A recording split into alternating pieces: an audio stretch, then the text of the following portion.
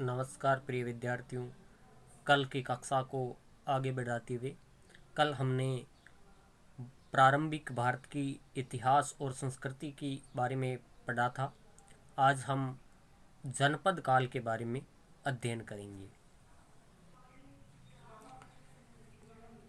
विश्व गुरु और सोने की चिड़िया, इनसे तो हमारे इतिहास का पता चलता है तथा पुरातात्विक स्थलों की खुदाई से जो अवशेष मिले हैं उससे हमारी संस्कृति का स्वरूप दिखाई देता है। हम महाभारत और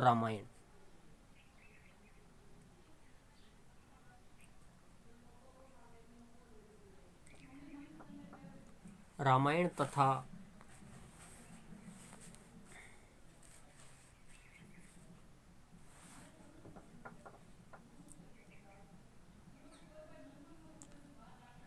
तथा महाभारत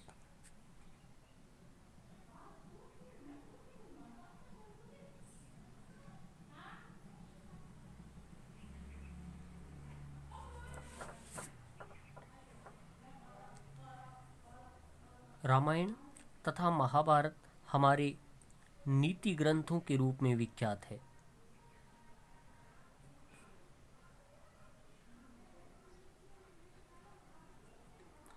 नीति ग्रंथों के रूप में प्रसिद्ध है।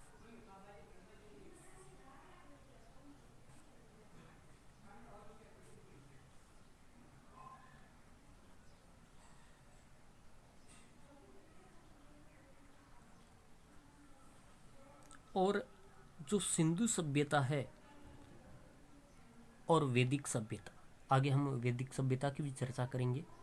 तो हमारी इन पुरातात्विक स्थलों से हमें सभ्यता का भी पता चला है, जिसमें सिंधु घाटी सभ्यता और वैदिक सभ्यता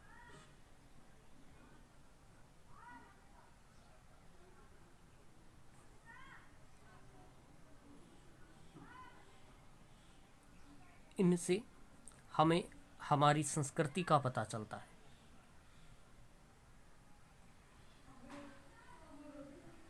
अब हम कह सकते हैं कि भारत का जो इतिहास है और संस्कृति है वे प्राचीन काल से ही गौरवमयी रही है। तो हम नोट्स के रूप में इसको लिखते हैं। सबसे पहले तो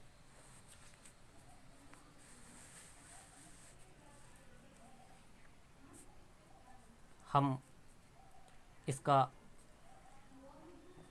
जो महत्वपूर्ण बिंदु है पाठ का नाम कि स्वर्णिम भारत।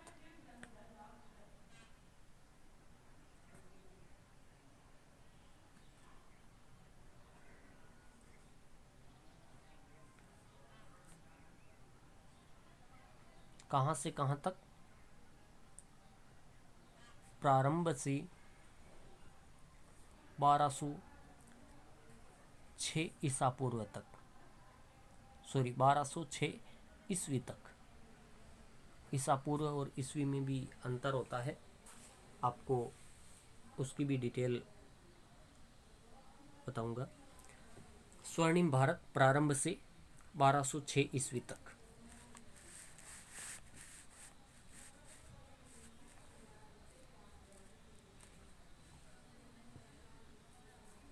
हम कह सकते हैं कि हमारा इतिहास और संस्कृति जो है दोनों ही गौरव में रही है। तो हम पहले बिंदु के रूप में नोट्स में लिखते हैं कि भारत का इतिहास, तो भारत का इतिहास और संस्कृति गौरवमयी रही है।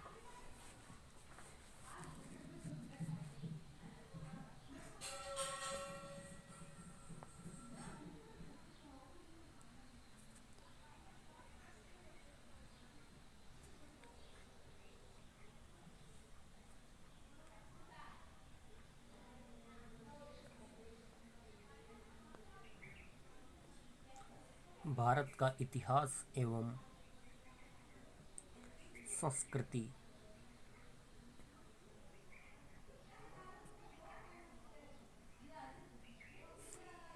प्रारंभ से ही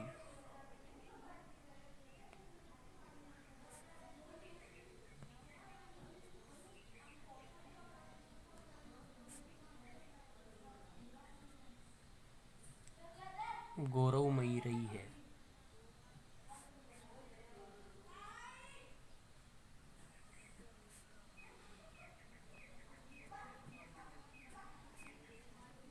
भारत का इतिहास एवं संस्कृति प्रारंभ से ही गौरवमयी रही है। अब हम कह सकते हैं क्यों रही है गौरवमयी, क्योंकि भारत जो है विश्व गुरु, भारत विश्व गुरु व सोने की चिड़िया कहलाता था। क्यों कहलाता था आपको पता ही है। भारत विश्व गुरु और सोने की चिड़िया कहलाता था। और क्यों कहलाता था, क्योंकि यहाँ पर सोने चांदी की आवक होती थी और संपूर्ण विश्व को भारत अध्ययन देता था या अध्यापन का कार्य भारत ही करता था।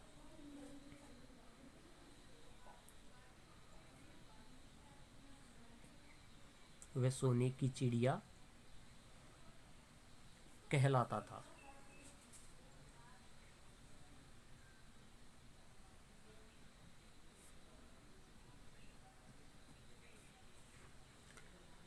हमारे जो जहाज बाहर जाया करते थे तो समुद्र पार हमें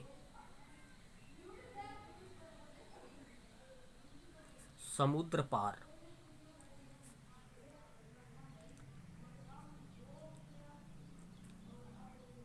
भारतीय द्वीपों को या भारतीय जो प्रदेश थे उन प्रदेशों को द्वीपांतर कहा जाता था।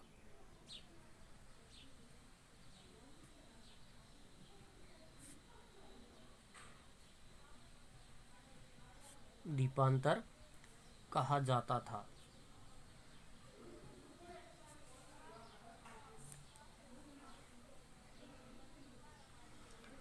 जलयानों से भारत के लोग Japan, Philippines, Indonesia, Malaysia, Korea यहाँ तक जो सफ़र करते थे, इससे सांस्कृतिक और राजनीतिक साम्राज्य भारत ने स्थापित किया जो अखंड भारत के रूप में था। तो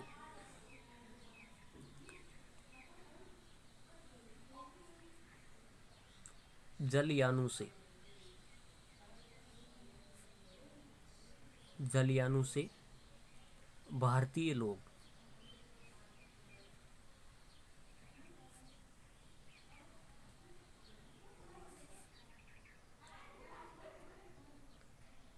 Japan, Philippines, Indonesia, Malaysia, Korea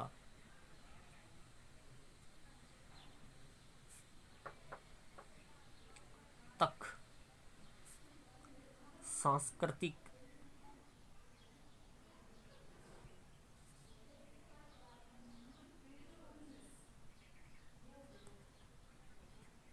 सांस्कृतिक व राजनीतिक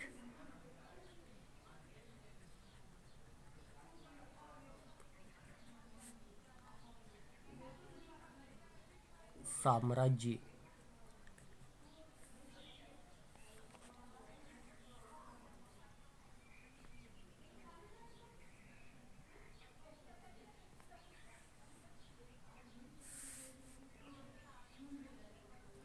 स्थापित किया। भारतीय लोगों ने जलयानों से भारतीय लोगों ने जापान, कोरिया, इंडोनेशिया, मलेशिया यहाँ तक सांस्कृतिक व राजनीतिक साम्राज्य स्थापित किया था जो कि हमारा अखंड भारत का प्रतिबिंब है। अब जब ये लोग जलयानों से जाते थे तो इनको बंदरगाहों की भी आवश्यकता पड़ती थी। तो भारत में बंदरगाह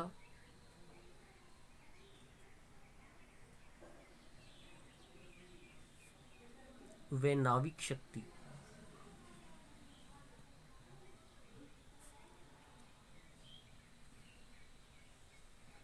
जलयान भी बहुत अच्छी क्वालिटी के हुआ करते थे। तो बंदरगाह और नाविक शक्ति का अत्यधिक विकसित, ये नाविक शक्ति और बंदरगाह अत्यधिक विकसित थे, अत्यधिक विकसित थी।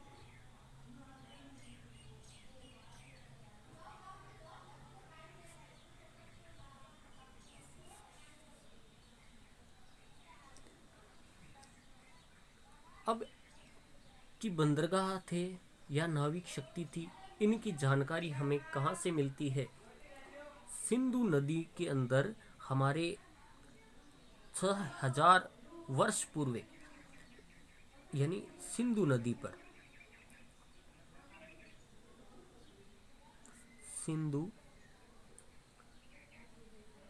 नदी में 6000 वर्ष पूर्व विद्वानों ने जलयानों का उल्लेख किया।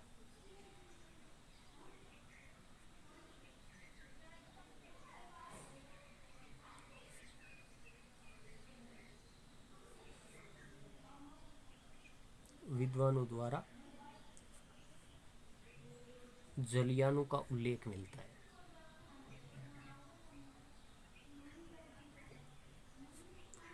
जलयानों का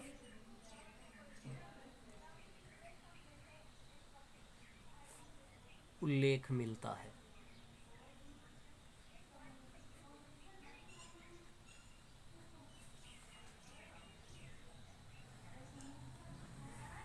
अब आप इसका स्क्रीनशॉट ले सकते हैं या फिर इस वीडियो को पॉज करके भी आप लिख सकते हैं।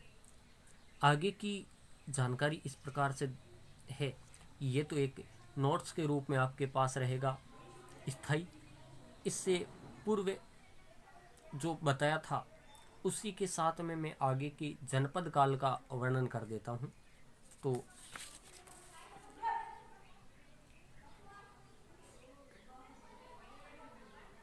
आगे हम पढ़ते हैं जनपद काल।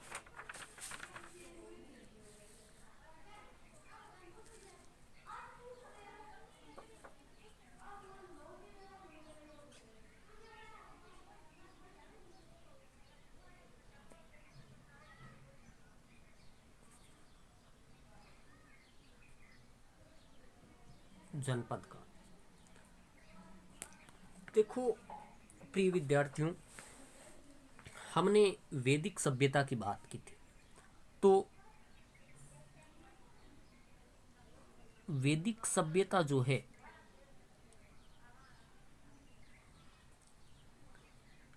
इसका काल वेदों के समय का माना जाता है। इसको दो भागों में, उत्तर वैदिक सभ्यता और पूर्व वैदिक सभ्यता, दो भागों में बांट दिया गया है। तो हम जो जनपद काल का वर्णन करेंगे ये उत्तर वैदिक काल का है। इसका कालक्रम है उत्तर वैदिक।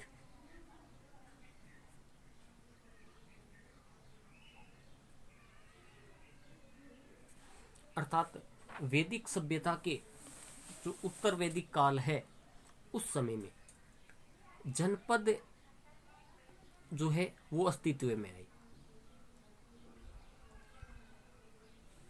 उत्तर वैदिक काल में जनपद अस्तित्व में आई।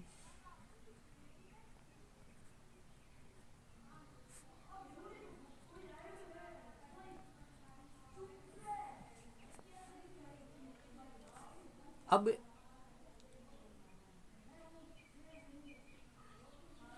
ये जो जनपद थे ये छोटे छोटे थे। इन जनपदों को जैसे ही कालांतर में समय व्यतीत हुआ ये जनपद धीरे धीरे इनका विस्तार होता गया। तो इन जनपदों ने ईसा की जो 6ठी शताब्दी है, 6ठी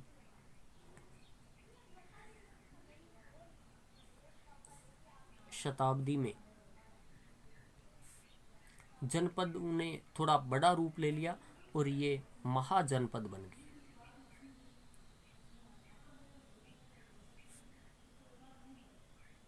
महाजनपद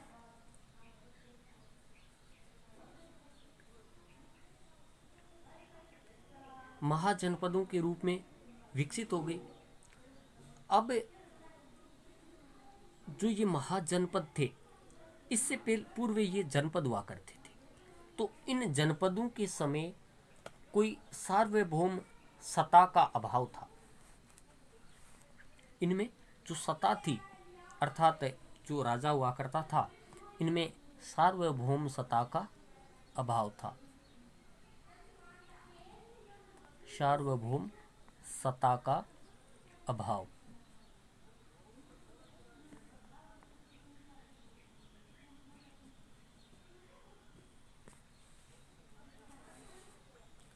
इनमें क्या होता था कि कोई शक्तिशाली राजा या सार्वभौमिक सत्ता नहीं थी, जो जिसका मन चाया, अर्थात छोटे छोटे राज्य हुआ करते थे।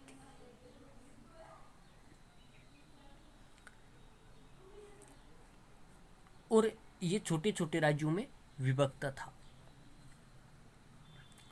अब ये जो उत्तर वैदिक काल था, इससे आगे चलकर 6ठी शताब्दी में बड़े जनपदों का निर्माण हुआ, जिसको महाजनपद काल कहते हैं।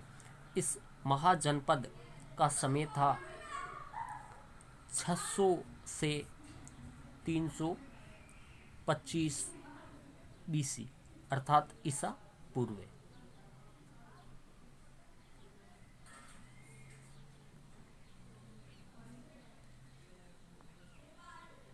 ये समय काल हमारे महाजनपदों का है। अब हमारे जो छोटे छोटे राज्य थे, उन्होंने बड़े राज्य का रूप धारण कर लिया, और हमारा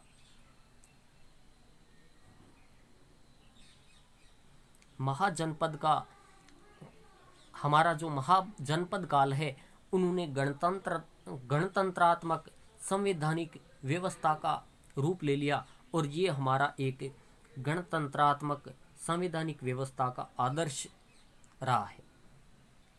गणतंत्रात्मक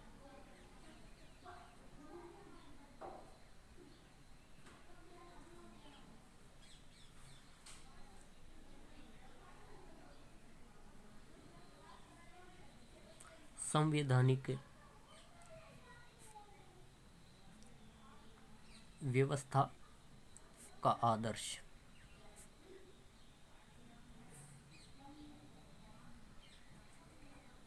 देखो, महाजनपद अस्तित्व में कब आए? 600 से 325 ईसा पूर्व, अर्थात 6ठी शताब्दी में। यहाँ जो सार्वभौम सत्ता का अभाव था, यहाँ पर आकर एक गणतंत्रात्मक और संवैधानिक व्यवस्था का प्रचलन हो चुका था।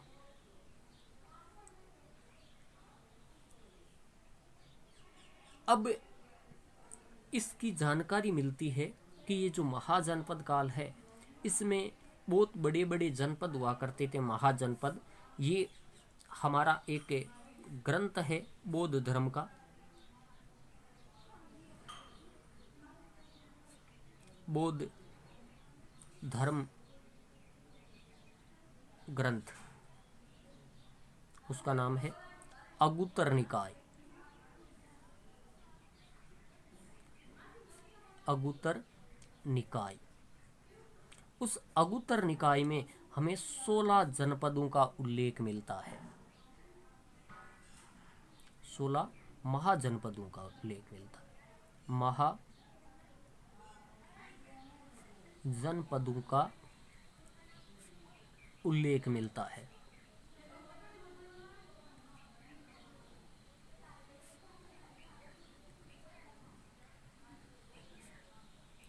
हमारे बौद्ध धर्म का ग्रंथ था अगुत्तर निकाय, जिसमें 16 महाजनपदों का वर्णन बताया गया है।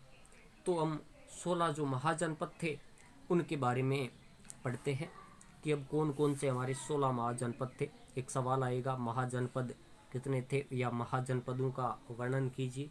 तो ये जनपद काल था उत्तर वैदिक काल में, सार्वभौम सत्ता का अभाव था। छठी शताब्दी 600 से 325 बीसी में ये महाजनपदों का रूप ले चुके थे और यहाँ पर एक गणतंत्रात्मक और संवैधानिक व्यवस्था का ये हमारा आदर्श भी है। बौद्ध धर्म का ग्रंथ था अगुत्तर निकाय, जिसमें 16 जनपदों का उल्लेख मिलता है। ये 16 जनपद जो है वो इस प्रकार से है कि काशी,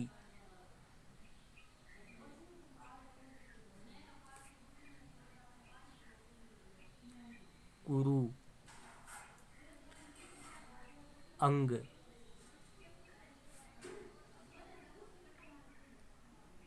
मगध,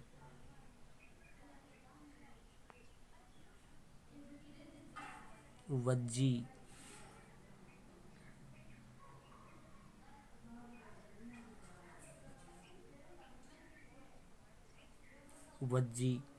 मल्ल, चेदी,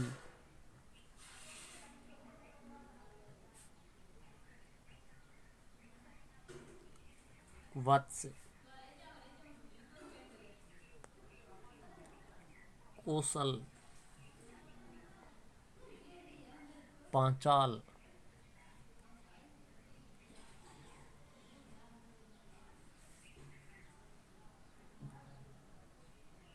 मत्स्य,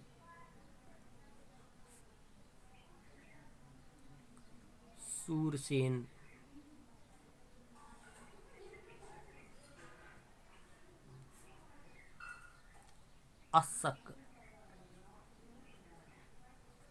अस्सक,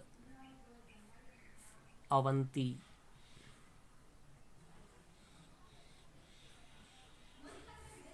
गांधार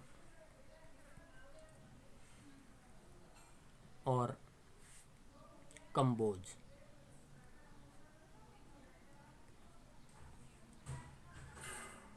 देखो, काशी बाबा विश्वनाथ की नगरी बहुत प्रसिद्ध है।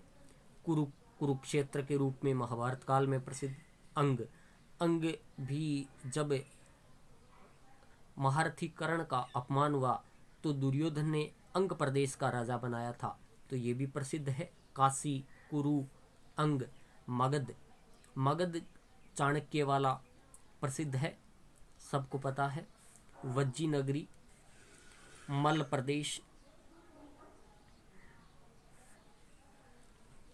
चेदी, वत्स प्रदेश,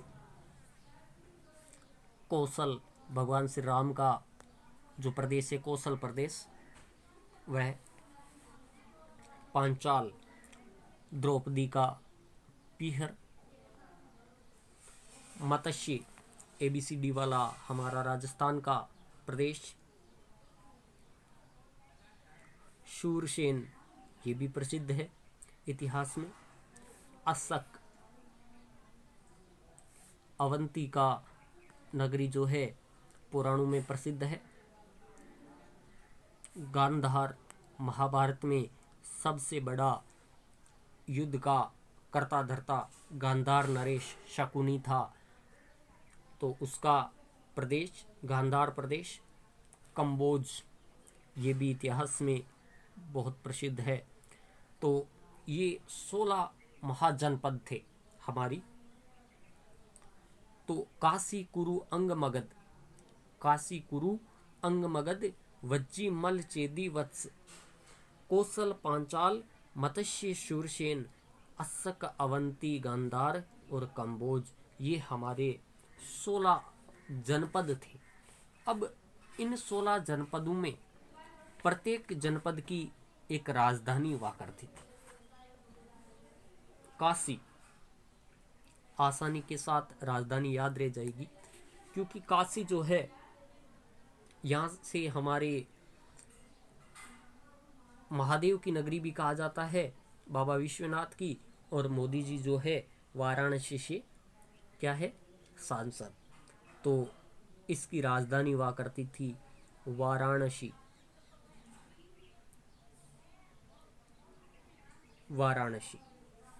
कुरुक्षेत्र, इंद्रप्रस्थ के लिए कुरुक्षेत्र का युद्ध हुआ था, तो इसकी राजधानी थी इंद्रप्रस्थ। प्रस्थ। अंग की राजधानी थी चंपा।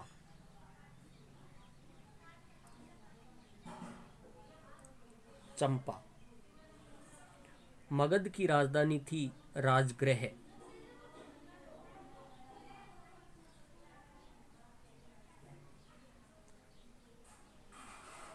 राजगृह, या इसकी दो राजधानियां थी। गिरिवृत्त भी इसका नाम है, गिरिव्रज, गिरिव्रज। तो मगध की दो राजधानियां राजगृह और गिरिव्रज। ये वज्जी जो है ये भी विदेहराज जनक का राज्य था। तो इसकी राजधानी विदेह है और दूसरी सीता का मायका कौन सा था? मिथिला।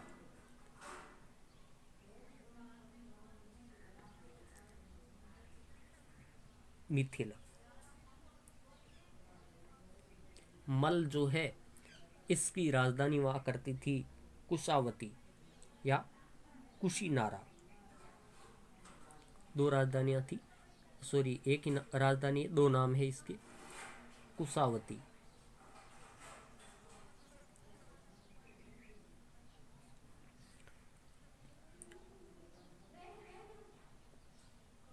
चेदी जो है चौथी सभ्यता, हमारे सभ्यता में मिलता है चौथी सभ्यता। तो शक्तिमती या सोथीवती इसको कहते। शक्तिमती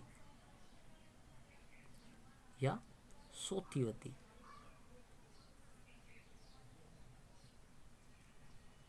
सोथीवती, शक्तिमती या सोथीवती। वत्स की राजधानी थी कौसाम्बी।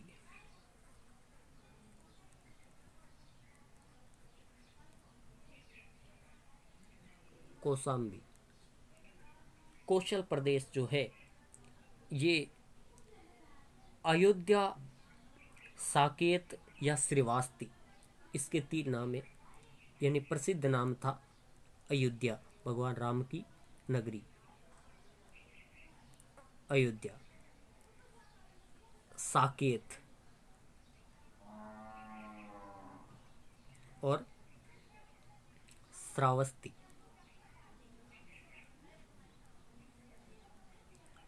तीन नाम प्रसिद्ध है, अयोध्या, साकेत और श्रावस्ती।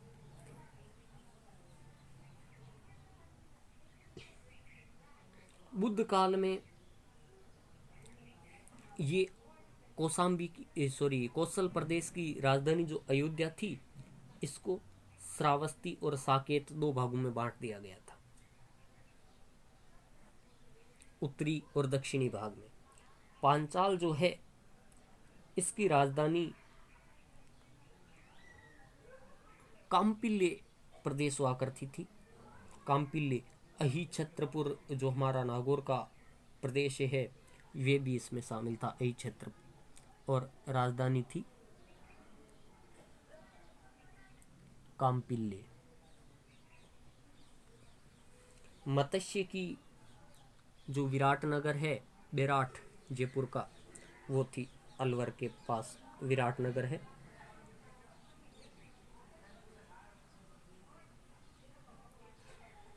विराटनगर, अलवर, भरतपुर, धौलपुर, करौली वाला क्षेत्र मत्स्य चरण में शामिल हुआ था। सूरसेन जो है उसकी राजधानी थी मथुरा।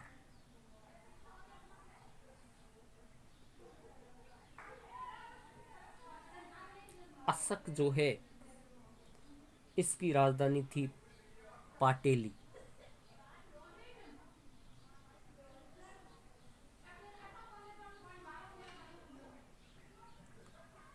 अवंती जो है ये बाहुबली वाली माहिष्मती।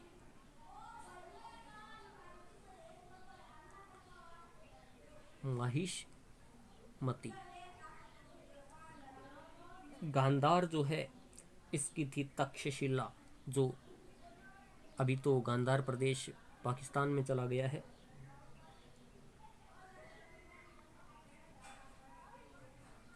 तक्षशिला बहुत बड़ा विश्वविद्यालय था यहाँ पर प्रसिद्ध। और कंबोज की राजधानी थी राजपुर हटक।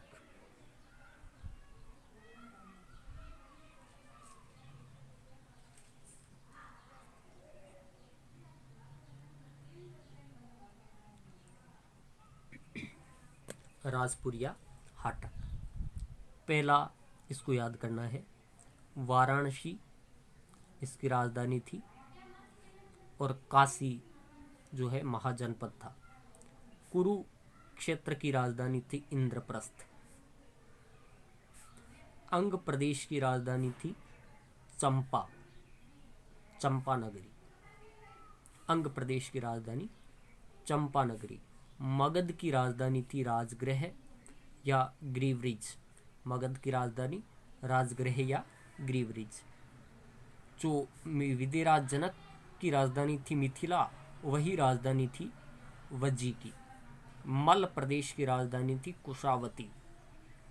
मल प्रदेश की कुशावती।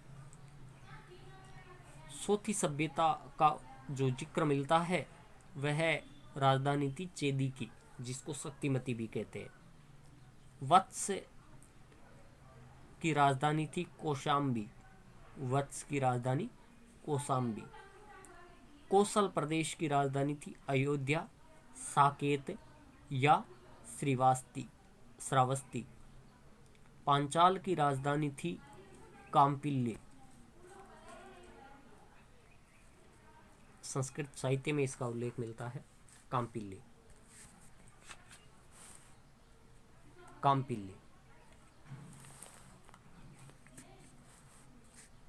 मत्स्य की राजधानी थी विराटनगर। मत्स्य की राजधानी थी विराटनगर। शूरसेन की राजधानी थी मथुरा। शूरसेन की मथुरा। अशक की राजधानी थी पाटेली। अशक की राजधानी पाटेली।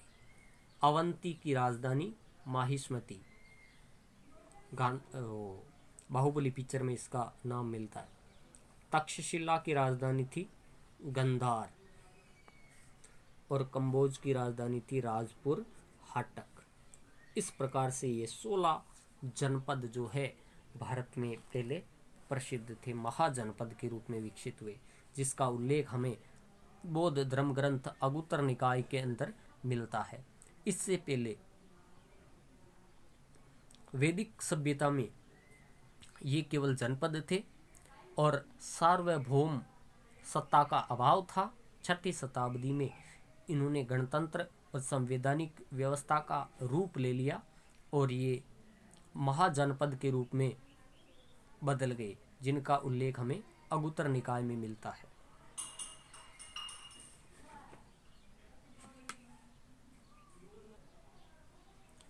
ये जो 16 जनपद है, इनमें 2 प्रकार का राज्य था। एक तो था राजतंत्र अर्थात राजा का शासन, और दूसरा था गणतंत्र।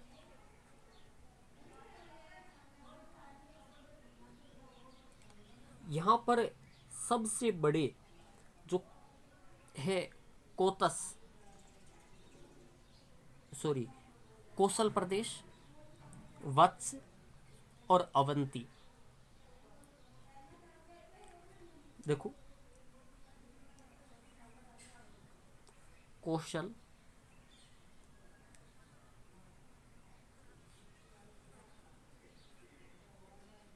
वत्स,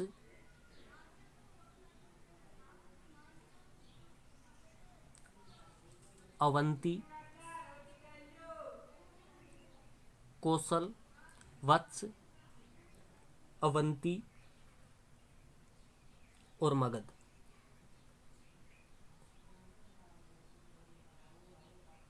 ये जो 4 है, ये बहुत ही शक्तिशाली राजतंत्र का उदाहरण है।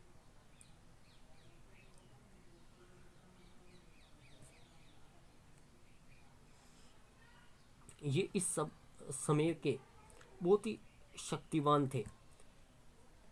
राजतंत्र में शक्तिशाली थे। सर्व शक्तिशाली जो है ये 4 थे राजतंत्र के, अन्य सब है वो गणतंत्र के भाग थे।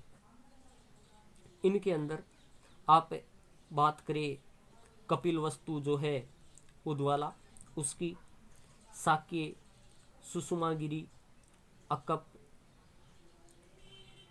या हम बात करें कुशीनगरी के मल, मिथिला के विदेह, वैशाली के लिच्छवी, ये जो है ये गणतंत्र का भाग थे। यहाँ पर मिथिला, लिच्छवी, वैशाली के पिपलीवन के मौर्य, कुशीनगरी के मल, पावा के मल, ये सब गणतंत्र का हिस्सा थे, जबकि राजतंत्र में